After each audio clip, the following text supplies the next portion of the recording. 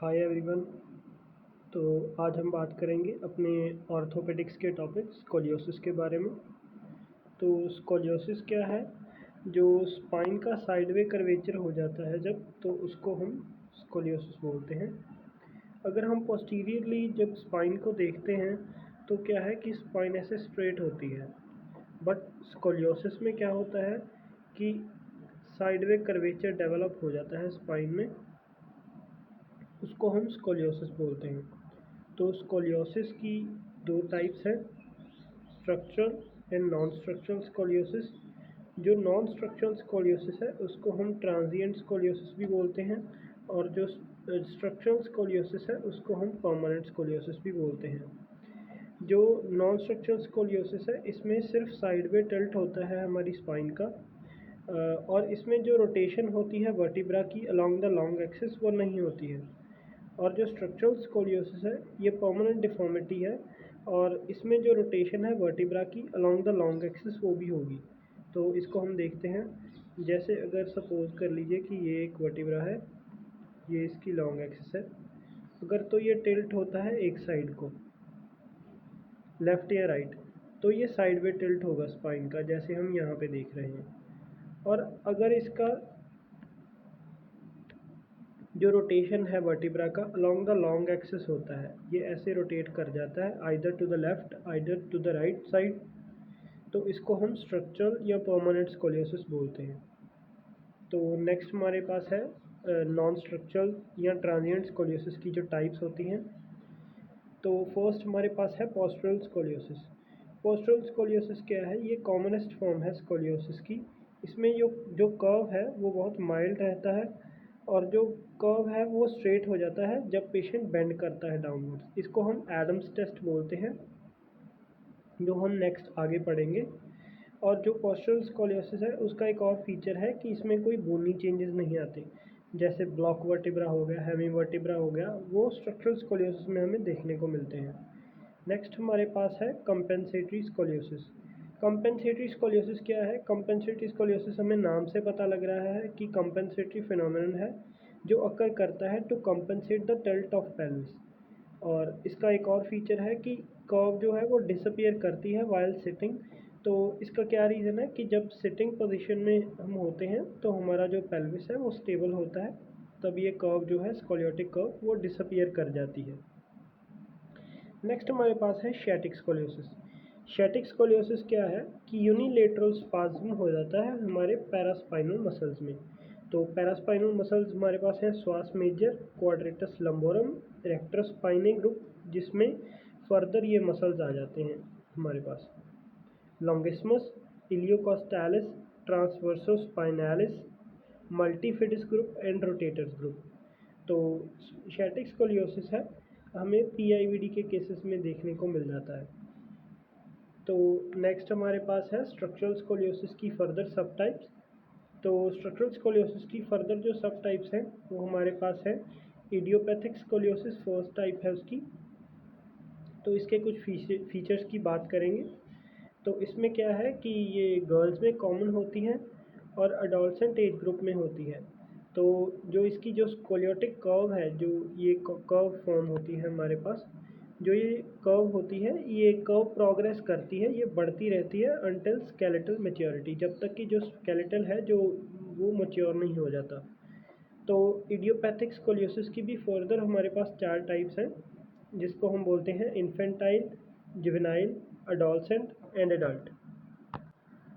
जो हमारे पास infantile idiopathic scoliosis है वो 3 इयर्स की एज के अराउंड होता है। जो हमारे पास जुवेनाइल इडियोपैथिक स्कोलियोसिस है वो 3 to 10 इयर्स की एज में होता है। जो अडोलसेंट इडियोपैथिक स्कोलियोसिस है वो 10 to 20 इयर्स की एज में होता है, और जो एडल्ट इडियोपैथिक स्कोलियोसिस है वो हमें +20 इयर्स की एज में देखने को मिलता है। तो इन्फेंटाइल इडियोपैथिक स्कोलियोसिस की कुछ फीचर्स की बात करेंगे। इसमें क्या है कि स्पॉन्टेनियस रेजोल्यूशन होती है कर्व की, जैसे जैसे मतलब जो पेशेंट है, जो चाइल्ड है, वो ग्रो करता है तो उसकी जो कर्व है उसकी रेजोल्यूशन वो ख़त्म होने लग जाती है, वो स्ट्रेट होने लग जाती है। अगर कर्व प्रोग्रेस करती है तो हमें क्या है कि सर्जरी की ज़रूरत पड़ती है। नेक्स्ट हमारे पास है juvenile idiopathic scoliosis. Juvenile idiopathic scoliosis का क्या फीचर्स आते हैं हमारे पास। इसकी जो कर्व है वो रैपिड प्रोग्रेशन शो करती है। क्या है कि जो कर्व है वो जो अपना जो स्कोलियोटिक कर्व है वो प्रोग्रेस करती रहती है और इसमें ब्रेसिंग की जाती है। जैसे एक ब्रेस यूज़ किया जाता है मिल्वॉकीज़ ब्रेस, जो स्कोलियोटिक कर्व्स को ठीक करने के लिए यूज़ करते हैं। अगर ब्रेसिंग फेल कर जाती है तो फिर हमें सर्जरी की तरफ मूव करना पड़ता है।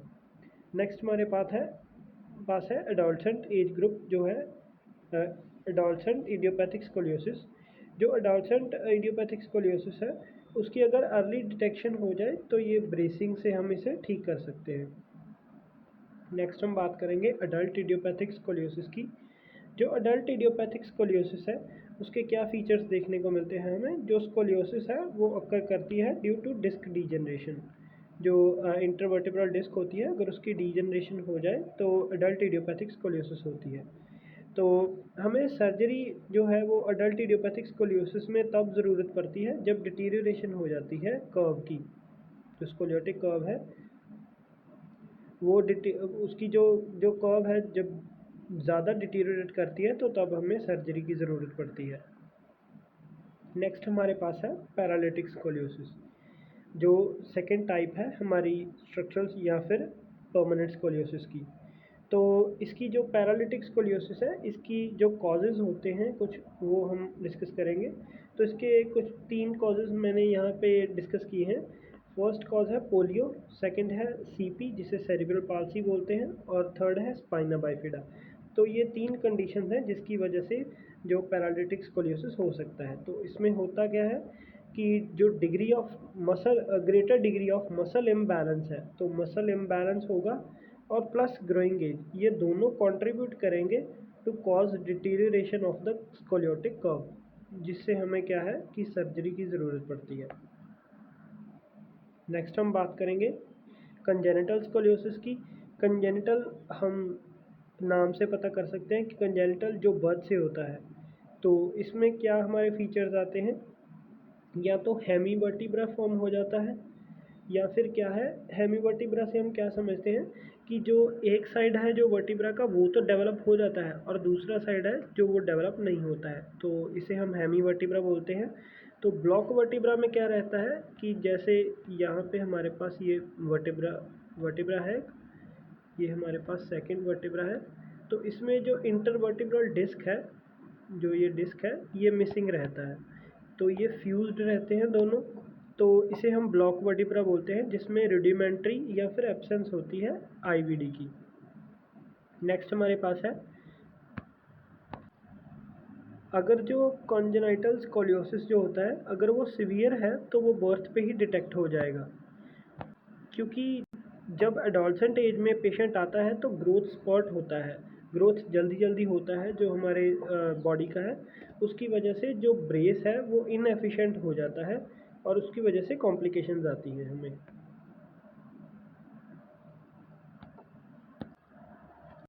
तो नेक्स्ट हम बात करेंगे स्कोलियोटिक कर्व्स की। तो स्कोलियोटिक कर्व्स में क्या होता है कि फर्स्ट पॉइंट हम डिस्कस करेंगे जो क्या है कि compensatory curve due to primary curve. तो होता क्या है इसमें, in the presence of primary curve, एक प्राइमरी कर्व होता है।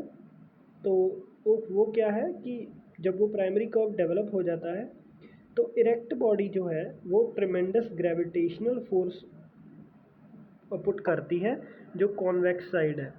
अगर यहाँ पे हम देखें तो कॉन्वेक्स साइड है जो, वहाँ पे ट्रेमेंडस ग्रेविटेशनल फोर्स लगेगी कॉन्वेक्स साइड पे, जिससे क्या होगा कि बॉडी जो है to avoid the imbalance strain and fatigue a compensatory secondary curve develops. तो हम यहाँ पे डायग्राम से देखते हैं, ये हमारी है जो प्राइमरी कर्व है।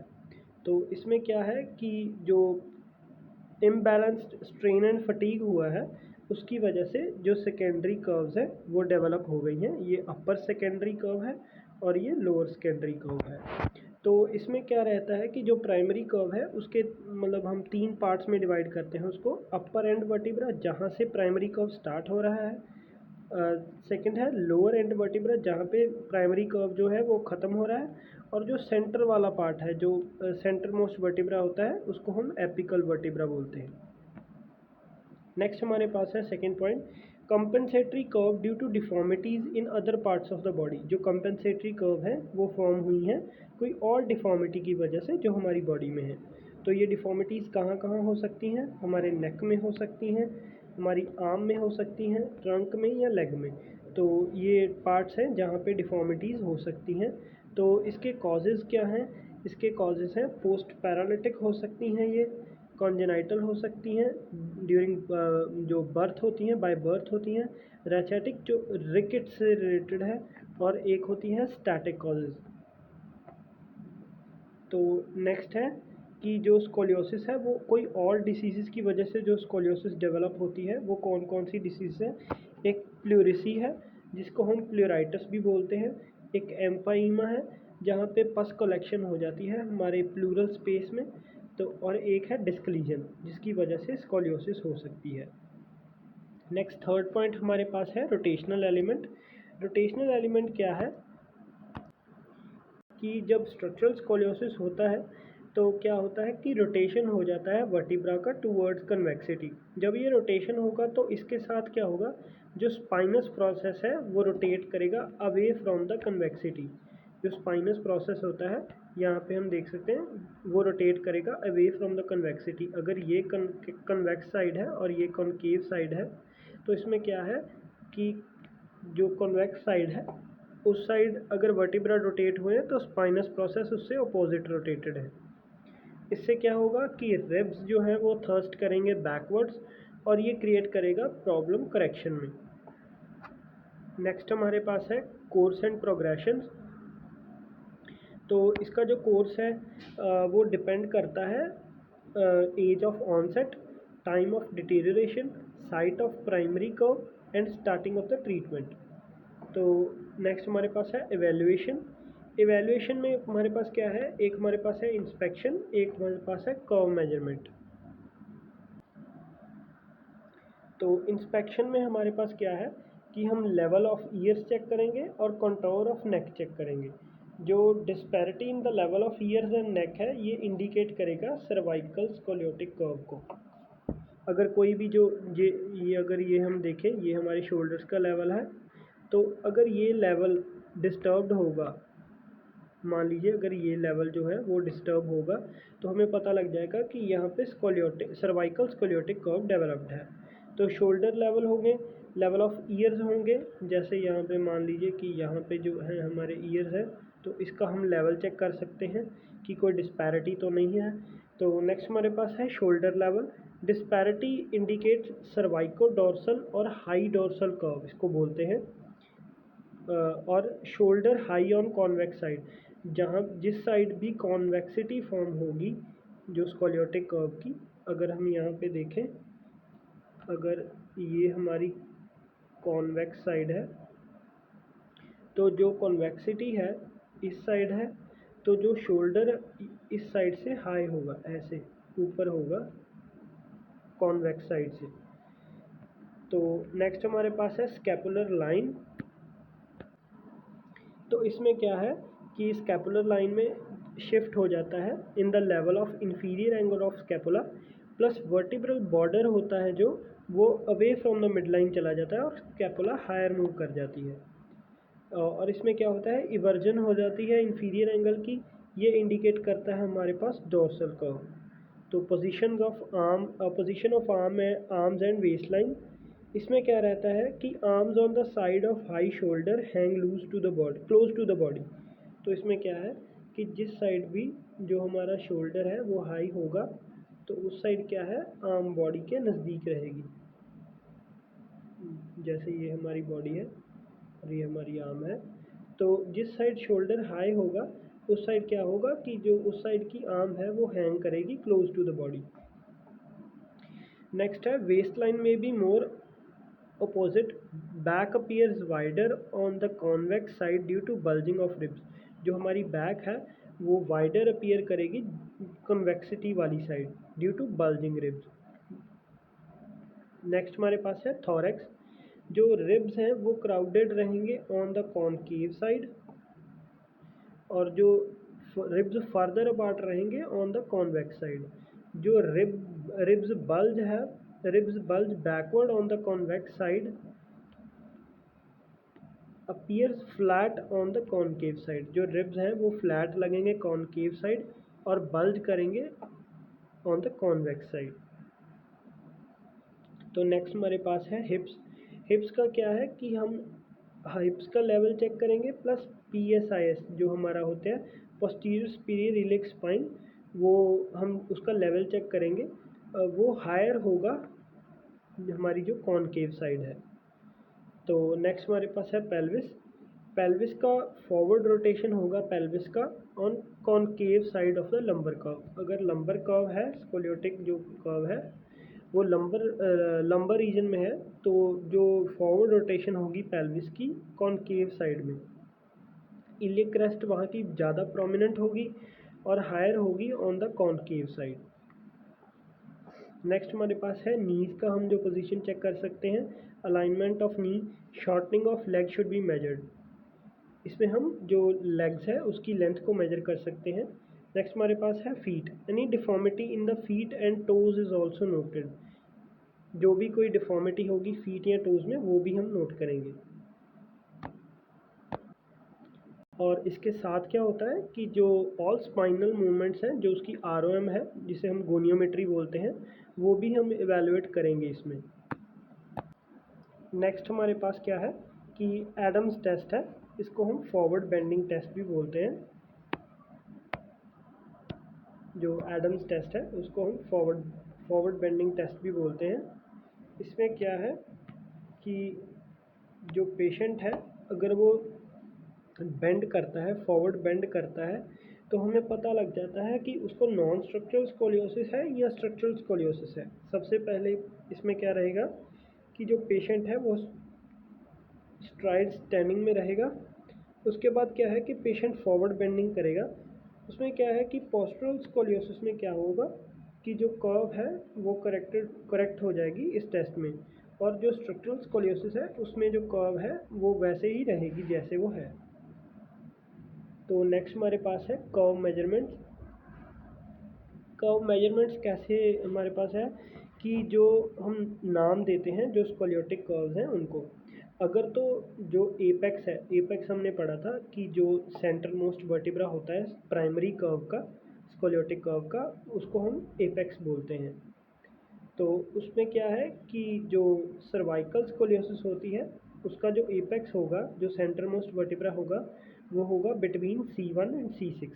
जो सर्वाइकोथोरैसिक है उसका जो एपेक्स होगा एट सर्वाइकोथोरैसिक जंक्शन, सर्वाइकल वर्टिब्रा और थोरैसिक वर्टिब्रा के जंक्शन पे होगा।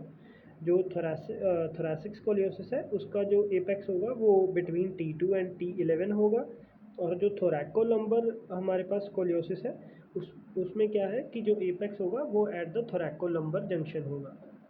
और नेक्स्ट है लंबर स्कोलियोसिस। लंबर स्कोलियोसिस का जो एपेक्स है, एपिकल वर्टिब्रा जिसको हम बोलते हैं, वो बिटवीन वो होगा बिटवीन L2 एंड L4, और जो लंबोसेक्रल है उसका जो एपेक्स होगा वो लंबोसेक्रल जंक्शन पे होगा, लंबर वर्टिब्रा और सेक्रम के जंक्शन पे। तो जो स्कोलियोटिक नेक्स्ट है मेजरमेंट्स। तो स्कोलियोटिक कर्व को हम मेजर करते हैं बाय कॉब्स मेथड, इसको हम कॉब्स मेथड बोलते हैं। इसमें क्या है कि पोस्टीरो एंटीरियर रेडियोग्राफ लेते हैं हम स्पाइन का। तो उसमें क्या है कि vertebra at the either end of the curve tilting is taken as end vertebra. जो जैसे हमने पीछे पढ़ा था कि जो प्राइमरी कर्व होती है उसके उसके जो हमारे पास 3 पार्ट्स होते हैं, जैसे ये हमारी कर्व है, तो एक हमने यहाँ पे रखा था कि ये अपर एंड वर्टिब्रा है, एक हमारे पास लोअर एंड वर्टिब्रा था, और एक हमारे पास था एपेक्स जिसे हम एपेक्स बोलते थे, जो सेंटर मोस्ट वर्टिब्रा होता है। तो इसमें क्या है कि vertebra at the either end of the curve tilting is taken as the end vertebra. इसमें क्या है कि स्ट्रेट लाइन बनाते हैं हम upper border of end vertebra से, जैसे यहाँ है, हम इसे दोबारा बनाते हैं। अगर ये हमारी कर्व है, ये हमारे एंड वर्टिब्रल है, तो फर्स्ट जो लाइन है वो स्ट्रेट लाइन होगी from the upper border of end vertebra, ये वाली। तो जो सेकंड लाइन है वो lower border of lower end vertebra से ड्रॉ करेंगे हम यहाँ से। तो क्या है कि the angle formed by the line to these lines, the angle formed by lines perpendicular to these lines represents the angle of scoliosis. अगर इसके परपेंडिकुलर भी हम एक लाइन ड्रॉ करते हैं और इसके परपेंडिकुलर भी हम एक लाइन ड्रॉ करेंगे तो हमें जो ये एंगल मिलेगा, तो जो ये एंगल हमारे पास बना है इसको हम बोलेंगे कॉब्स एंगल। जो ये एंगल है मैं आपको बताने की कोशिश करता हूँ, जो ये वाला एंगल रहेगा इसको हम बोलेंगे कॉब्स एंगल। तो इसमें क्या है कि हमारे पास एक क्राइटेरिया होता है जिससे हम डिफरेंशिएट कर सकते हैं कि आगे हम फर्दर क्या प्रोटोकॉल लेंगे। अगर तो 40 to 60 डिग्री है जो ये हमारा स्कोलियोटिक एंगल है तो सर्जरी के लिए जाना पड़ेगा पेशेंट को। अगर 20 to 40 डिग्री है तो ब्रेसिंग और ट्रीटमेंट से इसका हम मतलब ट्रीट कर सकते हैं स्कोलियोसिस को। अगर 20 डिग्री से जो एंगल है वो कम है तो हम पेशेंट को अंडर ऑब्जर्वेशन रख सकते हैं। तो क्या होता है कि जैसे जैसे स्केलेटल मैच्योरिटी होती है वो धीरे धीरे जो कर्व है वो स्ट्रेट होती जाती है।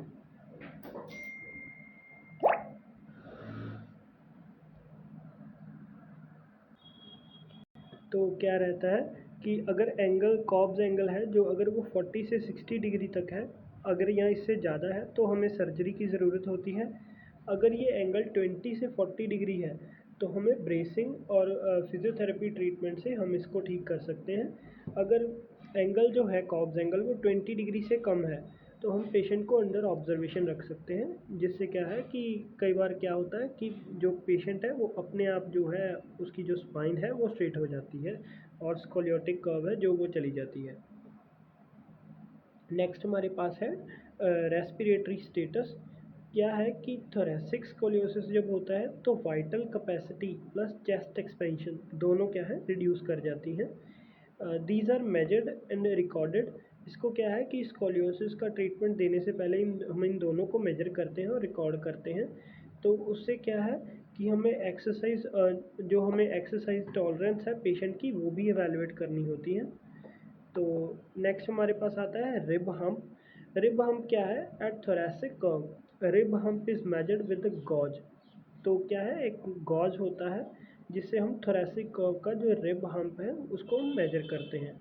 Depth of the valley is measured in the low thoracic और lumbar curve in forward flexion और in prone position by scoliometer. तो स्कोलियोमीटर एक डिवाइस है जिससे हम डेप्थ ऑफ वैली मेजर करते हैं लो थोरेसिक या लंबर कर्व में। तो outline of hump can be traced and transferred on a graph paper. Distortion can also occur in the ribs and vertebra in the thoracic curve. क्या होता है कि distortion होता है रिब्स का और वर्टिब्रा का थोरेसिक कर्व में। तो हमने मार्किंग्स जो फिजियो ने लेनी है वो क्या है, हमने स्पाइनस प्रोसेस मार्क करने हैं, इंफीरियर एंगल ऑफ स्कैपुला को मार्क करना है, हमें पोस्टीरियर सुपीरियर इलिक स्पाइन को मार्क करना है और एंटीरियर सुपीरियर इलिक स्पाइन को मार्क करना है। Again markings after achieving the max correction of the curve with the postural maneuvers।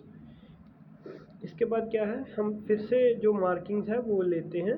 Taking photographs in the corrected as well as position of maximum curves are taken help in providing exact therapeutic programmes. तो क्या है कि हमें पता लग जाता है कि जो एक्सरसाइज है वो पेशेंट को कौन सी प्रोवाइड करनी है।